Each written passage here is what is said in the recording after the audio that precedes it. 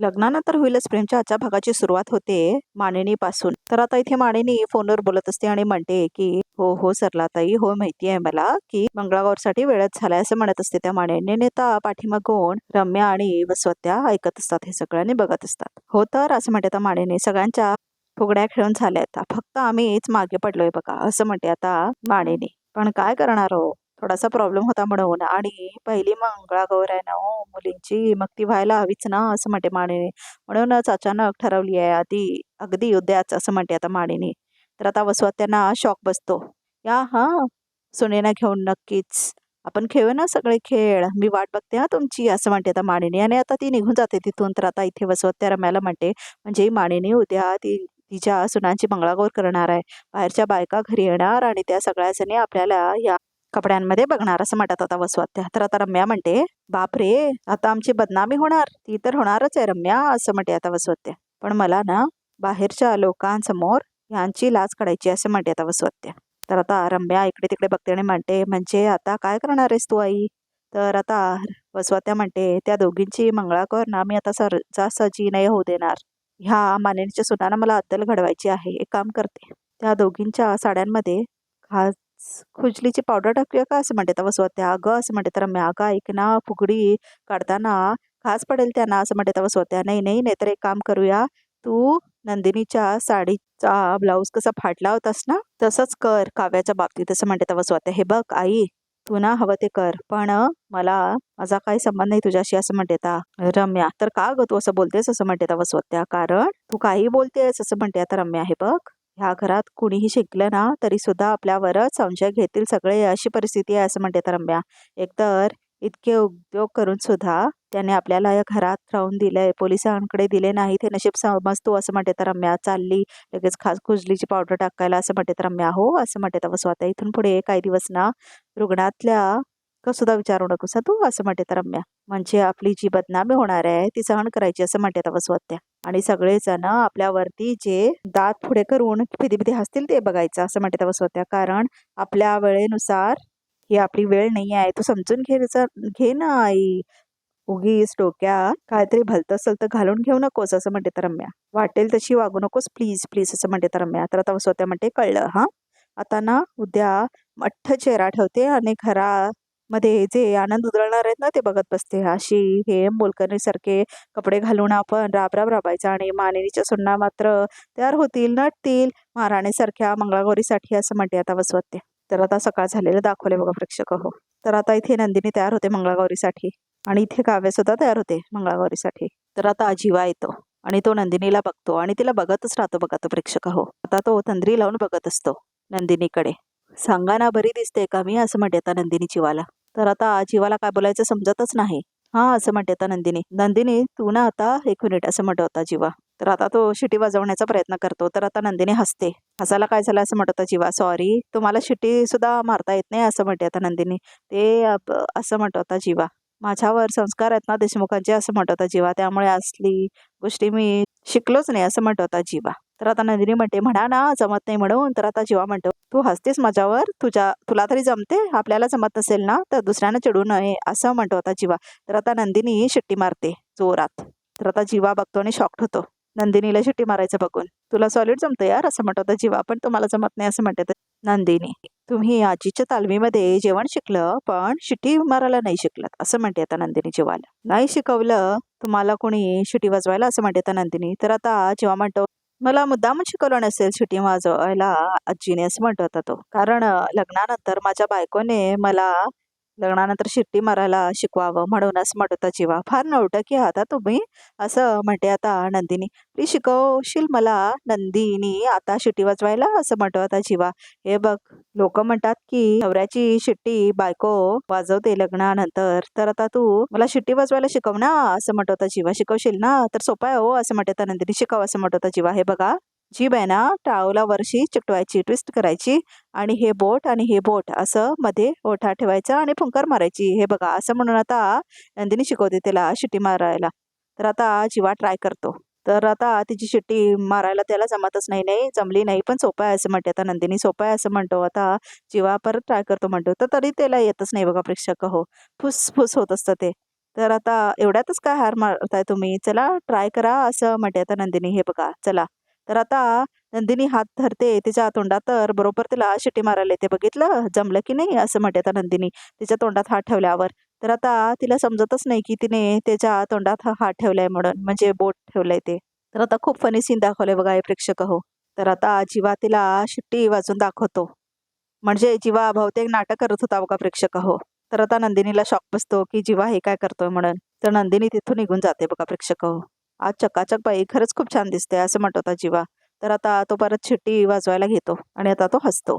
तर आता इथे काव्या पण तयार झालेलं दाखवलंय बघा प्रेक्षक हो. तर आता तेवढ्यातच तिथे पार्थ येतो फोनवर बोलत बोलत आणि आता तो काव्याला बघतो. तर आता तो काव्याकडे तंद्री लावून बघत असतो बघा प्रेक्षक हो. तर आता बघतच असतो तो. तर आता काव्या तिच्याकडे बघत थांबते ती पण.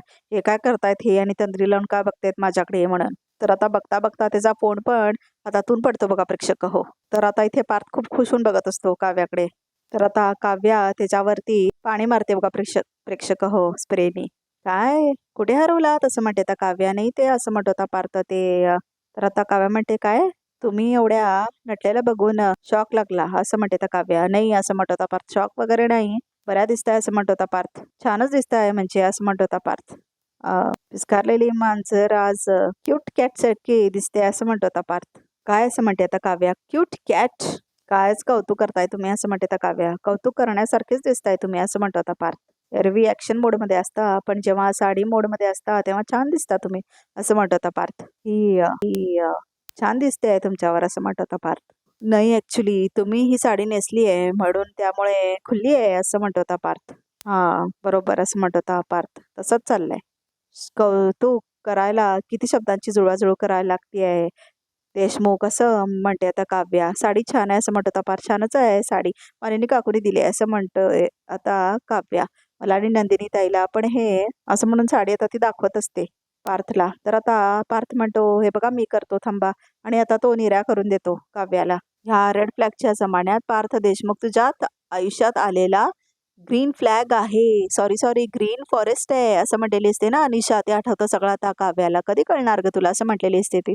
तर आता सगळं आठवत असतं तिला जेव्हा पार्थ तिच्या नेऱ्या सरळ करत असतो आणि आता ती त्याच्याकडे बघत असते बघा प्रेक्षक हो. तंद्री लावून बघत असते ती पण. तर आता पार्थ म्हणतो काय आता तुम्ही कुठे हरवलाय असं म्हणत होता पार्थ. कारण काव्या पण तंद्री लावून बघत असते ना आता पार्थकडे. नाही असं म्हणते आता काव्या. काय नाही असं म्हणते आता काव्या. मी ह्यांच्याकडे अशी रंगून का बघतेय, मी काव्य आहे पार्थ नाही असं म्हणते आता काव्या. बरोबर तुम्ही काव्या आहात पार्थ नाही असं म्हणत होता पार्थ.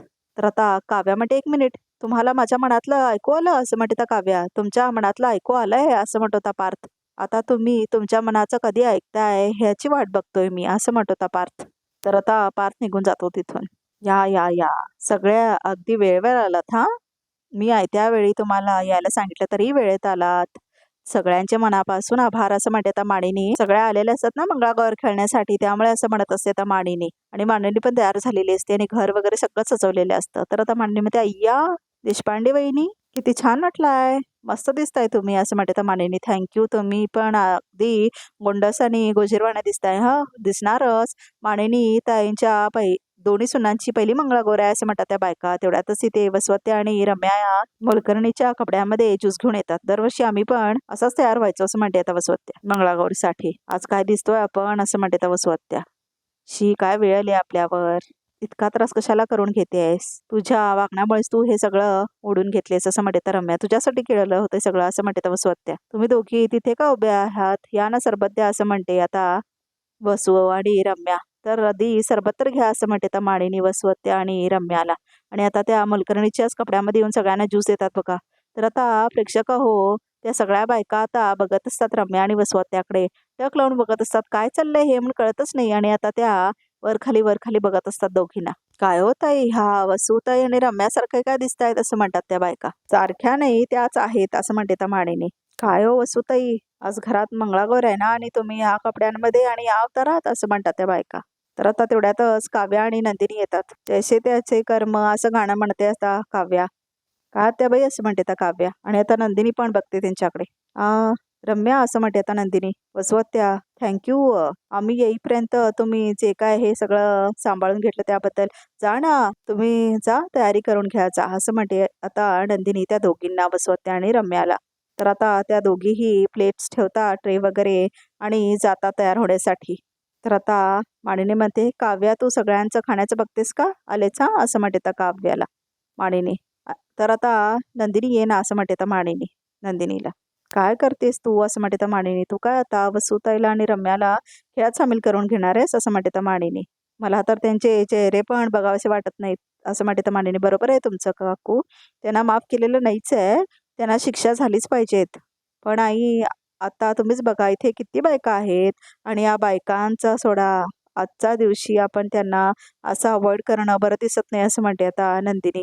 "आपण एक काम करूया का? आजच्या दिवशी फक्त त्यांना खेळात सामील करून घेऊया." असं म्हणते आता नंदिनी मानिनीला.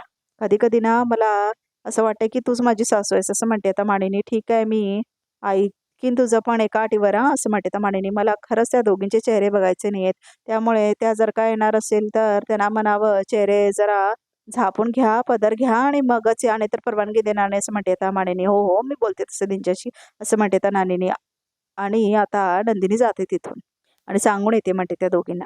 तर आता मानिनी पाया पडते देवाकडे आणि म्हणते, "आजची मंगळागौर छान पार पडू दे देवा. त्यानंतर कुठलंही विघ्न येऊ देऊ नकोस."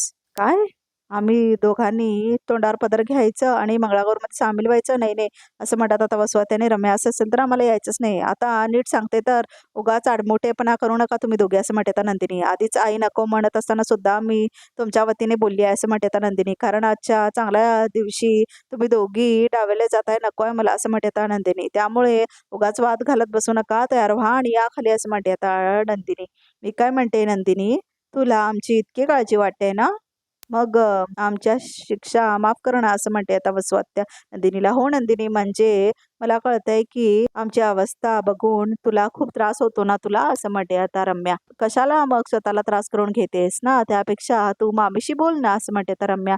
"मामी तुझं नक्की ऐकेल." असं म्हणते रम्या. "आणि आम्हाला माफ पण करेल हां." असं म्हणते तर रम्या. तर नंदिनी म्हणते, "तुमची काहीतरी गल्लत होतीये. तुम्हाला त्रास होतो हे मला बघवत नाहीये. पण तुम्ही जे केलंय ते विसरलेली नाहीये मी." असं म्हणते आता नंदिनी. तर आता सगळे बघायला लागतात एकमेकांकडे. "त्यामुळे तुम्हाला जी शिक्षा मिळाली आहे ती तुम्हाला भोगावीच लागणार आहे." असं म्हणते आता नंदिनी. "फक्त पुढचे 3 किंवा 4 तास तुम्हाला शिक्षेतून सुटका मिळणार आहे आणि खेळ खेळायला मिळणार आहे, एवढंच आणि काही नाही." असं म्हणते आता नंदिनी. "आणि आता तयार व्हा आणि या खाली." असं म्हणते आता नंदिनी. "आणि हो, शिक्षेतून सुटका नको असेल तर खाली आलेल्या बायकांसमोर मान खाली घालून उभं राहावं लागेल आणि त्यांना काय हवं काय नको ते बघावं लागेल." असं म्हणते आता नंदिनी. "ठरवा काय करायचंय ते." असं म्हणते आता नंदिनी त्या दोघींना, म्हणजे वसुहत्या आणि रम्याला. तर आता नंदिनी नंदिनी ऐक ना, असं म्हणते आता वसुहत्या. तरी नंदिनी निघून जाते. "ही नंदिनी ना खूप बदलली आहे." असं म्हणते आता वसुहत्या.